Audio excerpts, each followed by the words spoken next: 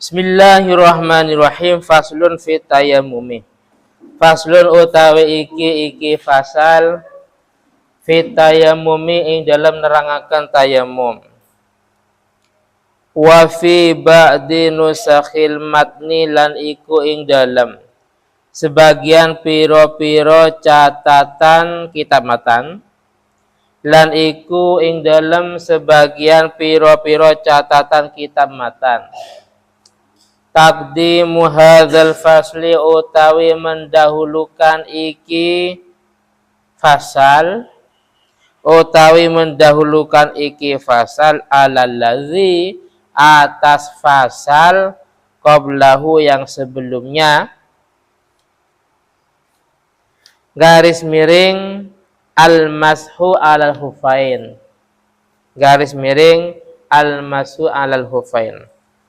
wa tayammumu lan utawi kang den arani tayammum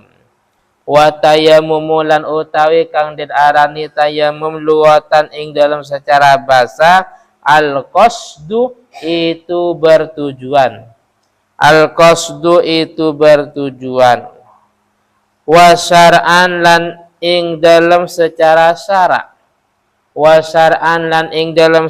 syara' isolu turobin itu menyampaikan debu tohurin kang suci dan mensucikan.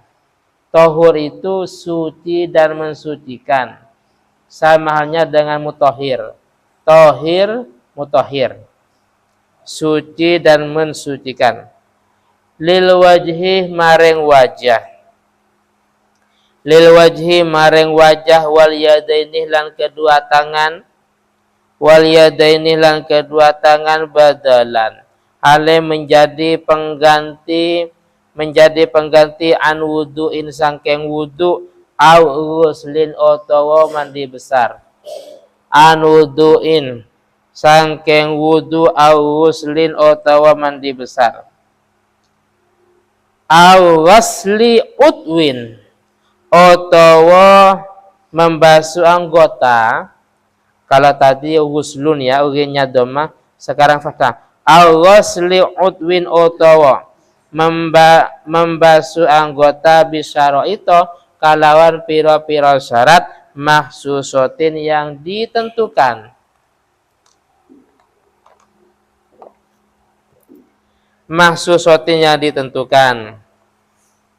Sekarang menjelaskan tentang tayammum di sebagian redaksi yang lain, di sebagian kitab yang lain, bahwasanya tayammum ini lebih awal tempatnya daripada bab al-masu alal khufain. Jadi di sebagian kitab redaksinya tayammum baru al-masu alal al-khufain. Lah sekarang masalah definisi tayammum. Apa sih tayammum itu? Tayammum adalah kalau secara bahasa al-qasdu, yaitu bertujuan. Itu pengertian tayammum secara bahasa. Adapun definisi tayammum secara istilah atau secara syara, yaitu menyampaikan debu yang suci dan mensucikan kepada wajah dan kedua tangan. Paham ya? Saya ulangi lagi. Definisi tayammum secara syara yaitu menyampaikan debu yang suci dan mensucikan, menyampaikan ke wajah dan kedua tangan. Jadi hanya ini saja ya. Kaki enggak usah. Telinga juga enggak usah. Paham ya? Apalagi seluruh anggota badan enggak usah. Jadi yang disampaikan debu itu hanya wajah dengan kedua tangan. Lah, tayammum ini semata-mata pengganti dari wudu, pengganti dari mandi besar, dan juga pengganti dari membasuh anggota-anggota yang ditentukan. Nanti ada di belakang faktornya, antara lain karena dia nggak bisa pakai air ketika wudu umpamanya. Karena secara pernyataan dokter, maskapai ini kalau pakai air lukanya tambah parah umpamanya. Maka tayammum. atau memang pengganti dari mandi besar, nggak ada air umpamanya. Mas Levi setelah berhubungan dengan pasangannya, namanya Mbak Leviyah. Setelah berhubungan ternyata nggak ada air, ya tayamum, paham ya? Tayamum. Atau pengganti dari anggota yang tertentu, seperti dalam kondisi ada perbalnya ya. Jadi bagian yang luka ini tangan bagian kiri. Ketika dia wudhu, membasuh wajah ya seperti biasanya pakai air, membasuh kedua tangan yang kanan pakai air.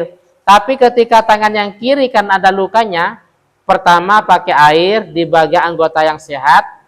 Ketika di bagian anggota yang ada perbalnya maka tayamum, maka air tadi dikeringkan pakai kain. Setelah itu tayamum, setelah itu melanjutkan wudhunya. Itu sekilas bahwasanya definisi tayamum. Tayamum itu hanya menjadi pengganti dari wudhu, mandi besar, dan membasuh dari anggota yang ditentukan.